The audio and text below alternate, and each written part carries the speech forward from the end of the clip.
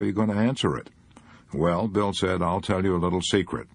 Next time you've really got something to worry about, take a pencil on a piece of paper and sit down and write out in detail just what's worrying you. Then put that piece of paper in the lower right-hand drawer of your desk and wait a couple of weeks and then look at it. If what you wrote down still worries you when you read it, put that piece of paper back in your lower right-hand drawer. Let it sit there for another 2 weeks. It'll be safe there. Nothing will happen to it. But in the meantime, a lot may happen to the problem that is worrying you. I have found out that if I only have patience, the worry that's trying to harass me will often collapse like a pricked balloon. That bit of advice made a great impression on me. I've been using Bill's advice for years now, and as a result, I rarely worry about anything. Time solves a lot of things. Time may also solve what you're worrying about today. I was warned not to try to speak or to move even a finger, by Joseph L. Ryan. Several years ago, I was a witness in a lawsuit that caused me a great deal of mental strain and worry. After the case was over and I was returning home in the train, I had a sudden and violent physical collapse, heart trouble. I found it almost impossible to breathe. When I got home, the doctor gave me an injection. I wasn't in bed. I hadn't been able to get any further than the living room settee. And when I regained consciousness, I saw that the parish priest was already there to give me final absolution. I saw the stunned grief on the faces of my family. I knew my number was up. Later, I found out that the doctor had prepared my wife for the fact that I would probably be dead in less than 30 minutes. My heart was so weak I was warned not to try to speak or to move even a finger. I'd never been a saint, but I had learned one thing, and not to argue with God. So I closed my eyes and said, Thy will be done. If it has to come now, Thy will be done. As soon as I gave in to that thought, I seemed to relax all over. My terror disappeared, and I asked myself quietly, what was the worst that could happen now? Well, the worst seemed to be a possible return of the spasms, with excruciating pains. Then all would be over. I would go to meet my Maker and soon be at peace. I lay on that settee and waited for an hour, but the pains didn't return. Finally, I began to ask myself what I would do with my life if I didn't die now. I determined that I would exert every effort to regain my health. I would stop abusing myself with tension and worry and rebuild my strength. And that was 4 years ago.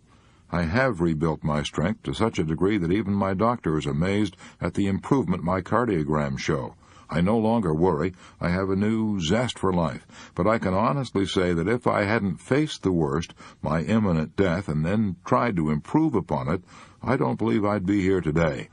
If I hadn't accepted the worst, I believe I would have died from my own fear and panic. And Mr. Ryan is alive today because he made use of the principle described in the magic formula. Face the worst that can happen. I Am a Great Dismisser by Ordway Teed. Worry is a habit that I broke long ago. I believe that my habit of refraining from worrying is due largely to 3 things. First, I am too busy to indulge in self-destroying anxiety. I have 3 main activities, each one of which should be virtually a full-time job in itself. I lecture to large groups at Columbia University. I am also chairman of the Board of Higher Education of New York City. I also have charge of the Economic and Social Book Department of the publishing firm of Harper & Brothers. The insistent demands of these 3 tasks leave me no time to fret and stew and run around in circles. Second, I am a great dismisser. When I turn from one task to another, I dismiss all thoughts of the problems I have been thinking about previously. I find it stimulating and refreshing to turn from one activity to another. It rests me, it clears my mind. Third, I have had to school myself to dismiss all these problems from my mind when I close my office desk. They are always continuing. Each one always has a set of unsolved problems demanding my attention. If I carried these issues home with me each night and worried about them, I would destroy my health, and in addition, I would destroy all ability to cope with them. Ordway Teed is a master of the 4 good working habits. Do you remember what they are? See Part 7, Chapter 26. If I had not stopped worrying, I would have been in my grave long ago. By Connie Mack, the grand old man of baseball. I have been in professional baseball for over 63 years. When I first started back in the 80s, I got no salary at all. We played on vacant lots and stumbled over tin cans and discarded horse collars. When the game was over, we passed the hat. The pickings were pretty slim for me, especially since I was the main support of my widowed mother and my younger brothers and sisters. Sometimes the ball team would have to put on a strawberry supper or a clam bake to keep going. I've had plenty of reason to worry. I'm the only baseball manager who ever finished in last place for 7 consecutive years. I'm the only manager who ever lost 800 games in 8 years. After a series of defeats, I used to worry until I could hardly eat or sleep. But I stopped worrying 25 years ago, and I honestly believe that if I hadn't stopped worrying then, I would have been in my grave long ago. As I look back over my long life, I was born when Lincoln was president. I believe I was able to conquer worry by doing these things. 1, I saw how futile it was. I saw it was getting me nowhere and was threatening to wreck my career. 2, I saw it was going to ruin my health. 3, I kept myself so busy planning and working to win games in the future that I had no time to worry over games that were already lost. 4, I finally made it a rule never to call a player's attention to his mistakes until 24 hours after the game. In my early days, I used to dress and undress with the players. If the team had lost, I found it impossible to refrain from criticizing the players and from arguing with them bitterly over their defeats. I found this only increased my worries. Criticizing a player in front of the others didn't make him want to cooperate. It really made him bitter. So since I couldn't be sure of controlling myself and my tongue immediately after a defeat, I made it a rule never to see the players right after a defeat. I wouldn't discuss the defeat with them until the next day. By that time, I'd cooled off. The mistakes didn't loom so large, and I could talk things over calmly, and the men wouldn't get angry and try to defend themselves. 5, I tried to inspire players by building them up with praise instead of tearing them down with fault-finding. I tried to have a good word for everybody. 6, I found that I worried more when I was tired, so I spent 10 hours in bed every night, and I take a nap every afternoon. Even a 5-minute nap helps a lot.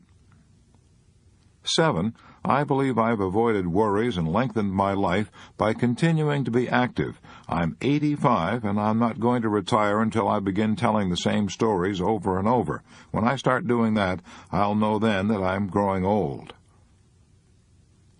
Connie Mack never read a book on how to stop worrying, so he made out his own rules. Why don't you make a list of rules you've found helpful in the past, and write them out right now? I got rid of stomach ulcers and worry by changing my job and my mental attitude. By Arden W. Sharp, Green Bay, Wisconsin. 5 years ago, I was worried, depressed, and sick. The doctor said I had stomach ulcers. They put me on a diet. I drank milk and ate eggs until I revolted at the sight of them, but I didn't get well. Then one day I read an article about cancer. I imagined I had every symptom. I was not worried now. I was terrified. Naturally, this made my stomach ulcers flare up like fire. The final blow came when the Army rejected me as physically unfit at 24. I was apparently a physical wreck when I should have been at the height of my physical powers. I was at the end of my rope. I couldn't see a ray of hope. In desperation, I tried to analyze how I'd gotten myself into this terrible condition. Slowly, the truth began to dawn on me. 2 years previously, I'd been happy and healthy in my work as a salesman, but wartime shortages had forced me to give up selling and take a job in a factory. I despised factory work, and to make matters worse, I was associating with a group of the most accomplished negative thinkers I'd ever had the misfortune to meet. They were bitter about everything. Nothing was right. They constantly condemned the job and cursed the pay, the hours, the boss, and everything. I realized that I had unconsciously absorbed their vindictive attitude. I slowly began to realize that my stomach ulcers were probably brought on by my own negative thoughts and bitter emotions. I then decided to go back to the work I liked, selling, and to associate with people who thought positive, constructive thoughts. This decision probably saved my life. I deliberately sought out friends and business associates who were progressive thinkers, happy, optimistic men free of worry and ulcers. As soon as I changed my emotions, I changed my stomach. Within a short time, I forgot that I had ever had ulcers. I soon found that you can catch health, happiness, and success from others just as easily as you can catch worries, bitterness, and failure. This is the most important lesson I have ever learned. I should have learned it long ago. I had heard about it and read about it dozens of times, but I had to learn it the hard way. I realize now what Jesus meant when he said, "As a man thinketh in his heart, so is he." I Now Look for the Green Light by Joseph M. Cotter. From the time I was a small boy, throughout the early stages of young manhood, and during my adult life, I was a professional worrier. My worries were many and varied. Some were real, most of them were imaginary. Upon rare occasions I would find myself without anything to worry about. Then I would worry for fear I might be overlooking something. Then 2 years ago I started out on a new way of living. This required making a self-analysis of my faults and a very few virtues, a searching and fearless moral inventory of myself. This brought out clearly what was causing all this worry. The fact was that I could not live for today alone. I was fretful of yesterday's mistakes and fearful of the future.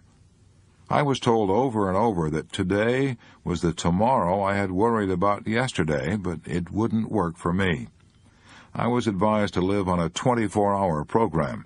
I was told that today was the only day over which I had any control, and that I should make the most of my opportunities each day. I was told that if I did that, I would be so busy I would have no time to worry about any other day, past or future. Now, that advice was logical, but somehow I found it hard to put these darned ideas to work for me. Then, like a shot out of the dark, I found the answer. And where do you suppose I found it? On a Northwestern Railroad platform at 7 p.m., May 31st, 1945. It was an important hour for me.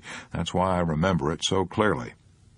We were taking some friends to the train. They were leaving on the City of Los Angeles, a streamliner, to return from a vacation. The war still on, crowds were heavy that year. Instead of boarding the train with my wife, I wandered down the tracks toward the front of the train. I stood looking at the big shiny engine for a minute. Presently I looked down the track and saw a huge semaphore. An amber light was showing. Immediately this light turned to a bright green. At that moment the engineer started clanging a bell. I heard the familiar "all aboard," and in a matter of seconds that huge streamliner began to move out of the station on its 2,300-mile trip.